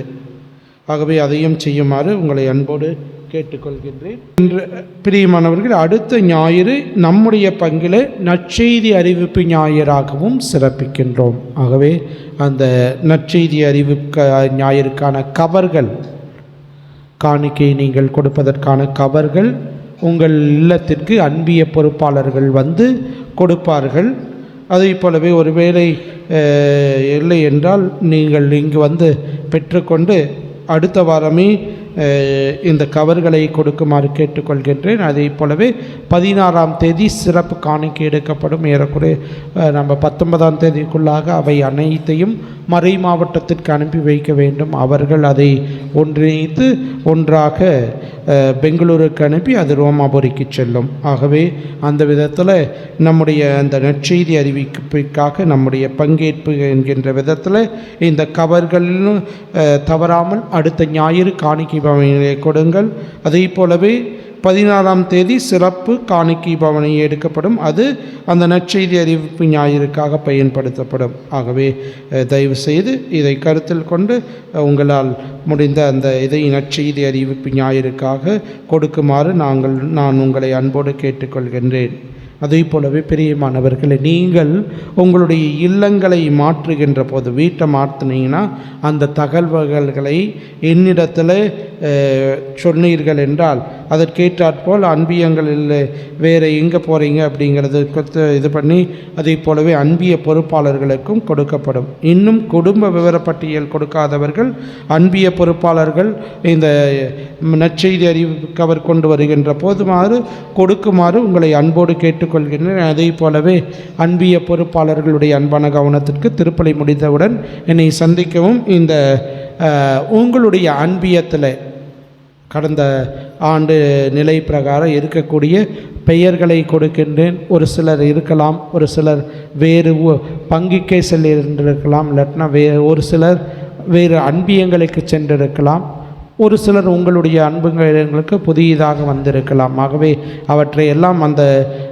இதில் நோட் பண்ணி, அதே போலவே ஒரு பகுதியிலிருந்து தொடங்கி வரிசைகரமாக நீங்கள் நம்பர் போட்டு கொடுத்தீங்கன்னா அந்த நம்பர் பிரகாரம் நம்ம புதிய இதை செய்வதற்கு உதவியாக இருக்கும். ஆகவே அன்பிய பொறுப்பாளர்கள் தயவு செய்து அந்த பேப்பரை பெற்றுக்கொண்டு அதை போலவே அந்த தொலைபேசி எண்கள் போன்ற ஏதாவது சேர்க்க வேண்டுமென்றால் அதை எல்லாமே சேர்த்து அடுத்த ஞாயிறு என்னிடத்தில் கொடுக்குமாறு உங்களை அன்போடு கேட்டுக்கொள்கின்றேன். இன்று ஞாயிறு மறைக்கல்வி குழந்தைகளுக்கு ஸ்நாக்ஸ் கொடுத்து உதவுகின்றவர்கள் திரு பிரமேந்திரராஜ் குடும்பத்தார், பவுல் அன்பியத்தை சார்ந்தவர்கள். அவர்களுக்கு நம்முடைய நன்றிகளை தெரிவித்துக் கொள்வோம்.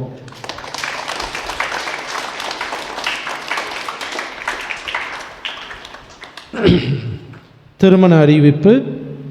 நமது பங்கு பவுல் அன்பியம் சூளை அரசு குடியிருப்பில் வசிக்கும் திரு அந்தோணி சிலுவை, திருமதி கலாவதி இவர்களுடைய மகள் செல்வராணிக்கும், மதுரை உயர் மறை மாவட்டம் ஆயனத்தம்பட்டி பங்கில் வசிக்கும் திரு ஜோசப் தேவ அருளானந்தம், திருமதி ஜோஸ்பின் இவர்களுடைய மகன் சச்சின் பிரிட்டோவிற்கும் திருமணமானது நிச்சயிக்கப்பட்டிருக்கின்றது.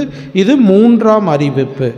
நமது பங்கு வனத்து சின்னப்பர் அன்பியம் நாதம்பாளையத்தில் வசிக்கும் திரு பழனிசாமி பேபி இவருடைய மகன் சிவபிரகாசிற்கும், கோவை மறை மாவட்டம் திருப்பூர் புனித கத்திரினம்மாள் பங்கில் வசிக்கும் திரு மார்ஷல் பிரசாத், திருமதி மார்கரெட் அனிதா இவருடைய மகள் மெர்லினா மிஸ்டிகாவுக்கும் திருமணமானது நிச்சயிக்கப்பட்டிருக்கின்றது. இதுவும் 3ஆம் அறிவிப்பு. திருமண பந்தத்தால் இணைக்கப்பட இருக்கக்கூடிய இந்த இரு மணமக்களுக்காகவும் சிறப்பாக அவர்களுடைய குடும்ப வாழ்வுக்கும் ஜெபிப்போம். இதில் விக்கினங்கள் ஏதாவது இருந்தால் பங்கு தந்தையினிடத்தில் அறிவிக்க வேண்டியது உங்களுடைய பொறுப்பும் கடமையும் ஆகும். அனைவரும் எழுந்து யூப்ளி ஆண்டின் இறைவேண்டலை ஜெபிப்போம். விண்ணக தந்தையே, உம் திருமகனும் எம் சகோதரருமான இயேசு கிறிஸ்துவில் நீர் எங்களுக்கு வழங்கிய நம்பிக்கையையும் தூய ஆவியார் வழியாக எங்கள் இதயங்களில் நீர் பற்றியறிய செய்த பிறரன்பு சுடரும் உமது அரசின் வருகைக்கான எதிர்நோக்கை எங்களில் தட்டி எழுப்புவனவாக நற்செய்தியின் விதைகளை நாளும் வளர்த்தெடுக்கும் நல்லோராய் உம் அருள் எம்மை மாற்றுவதாக. தீமையின் ஆற்றல்கள் மறைந்து உம் ஆட்சி நீடித்து ஒளிரும் பொருட்டு மானிட உள்ளங்களும் முழு உலகமும் புதிய விண்ணகமும் புதிய மன்னகமும் நோக்கிய காத்திருதலில் மாற்றம் பெறுவனவாக. யூப்ளி கொண்டாட்டத்தின் அருள் விண்ணக செல்வங்களுக்கான ஆர்வத்தை எதிர்நோக்கின் திருப்பயணிகளாகிய எம்மேல் தூண்டி எழுப்புவதாக. அதே அருள் எம் மீட்பரின் மகிழ்ச்சியையும் அமைதியையும் அகிலமெங்கும் அளிப்பதாக. என்றென்றும் போற்றுதற்குரிய எம் கடவுளாகிய உமக்கே மாட்சியும் புகழும் இன்றும் என்றும் உரித்தாகுக. ஆமென். நன்றி கூறி மன்றாடுவோமாக்கு. ஆண்டவரையும் திருமகனின் திருவுடலையும் திரு ரத்தத்தையும் நாங்கள் உட்கொண்டுள்ளோம். பணியில் அவர் காட்டிய எடுத்துக்காட்டை நாங்கள் பின்பற்றவும் விண்ணரசில் நுழைந்திட தகுதி பெறவும் அருள்வீராக. எங்கள் ஆண்டவர் கிறிஸ்து வழியாக உம்மை மன்றாடுகின்றோம்.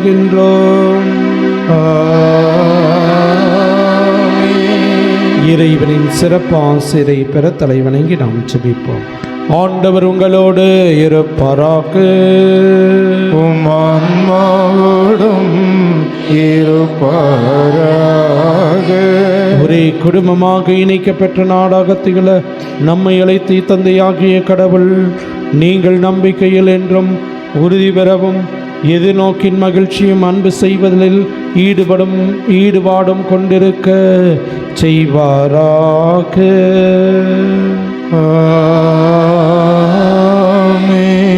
நம் வாழ்வில் பங்கேற்க வந்த இறைமகன் உங்கள் உதட்டாலும் உள்ளத்தாலும் வாழ்வாலும் நீங்கள் அவரை போற்றும் பொருட்டு விண்ணக அருளை நிறைவாக பொழிவாராக.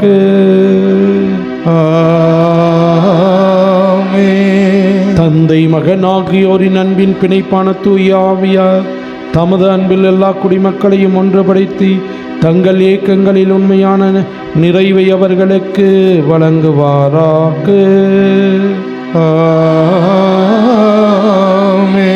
என்றும் ஆளும் எல்லாம் அல்ல இறைவன் தந்தை மகன் தூய ஆவியார் உங்கள் அனைவரையும் ஆசீர்வதிப்பாராக.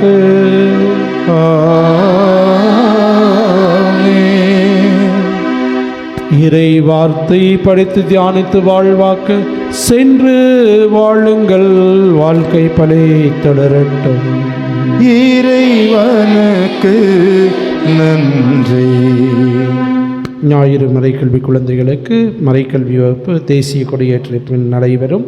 அன்பிய பொறுப்பாளர்கள் தவறாமல் என்னை சந்திக்கவும்.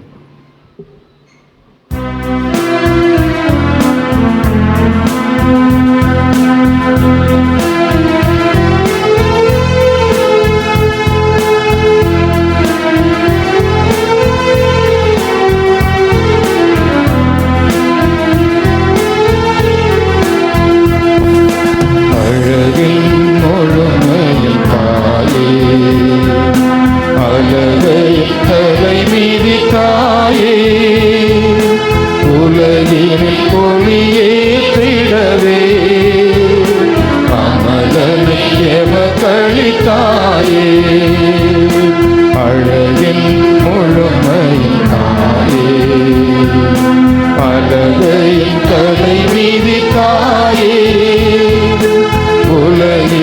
பொறியேற்றிடவே அமரனை எமக்களி தாயே.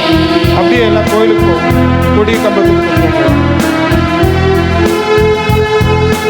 இருளே சூழ்ந்திடும் போரே உதய தாரகை போலே, இருளே சூழ்ந்திடும் போரே உதய தாரகை போலே, அருளே நிறைந்த மரியே அருள்வழி காட்டிடுவாயே, அழகின் முழுமை தாயே.